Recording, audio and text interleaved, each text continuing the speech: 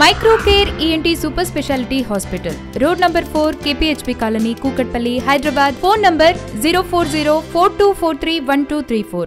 July 1 నుంచి దేశవ్యాప్తంగా GST పన్ను అమల్లోకి వస్తుంది. ఈ నేపథ్యంలో చాలా గందరగోళంగా ఉందని అటు వ్యాపార వర్గాలు, ఇటు సామాన్య ప్రజలు విలవిల్లాడిపోతున్నారు.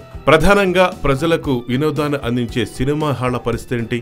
జీఎస్టీ పరిధిలోకి వచ్చినప్పుడు దాని మీద ఎంత శాతం పన్ను విధిస్తున్నారు? ఇది సామాన్యులు భరించే స్థాయిలో ఉందా? భవిష్యత్తులో సినిమా గేటు దాటి లోపలికెళ్లే అసలు అవకాశం ఉంటుందా? ఇలా ఎన్నో రకాల సందేహాలు ఇటు సామాన్యుల మెదళ్లను తొలుస్తున్నాయి. అయితే జీఎస్టీ విధానంలో మూవీలపై విధించిన 28% పన్నుపై కేంద్రం కొంచెం మెట్టు దిగిందట. ఈ పన్ను వల్ల ప్రాంతీయ సినీ పరిశ్రమ తీవ్రంగా నష్టపోతుందని సినీ పరిశ్రమ నుంచి వచ్చిన విన్నపాలపై కేంద్ర ఆర్థిక మంత్రి అరుణ్ జైట్లీ సానుకూలంగా స్పందించారు.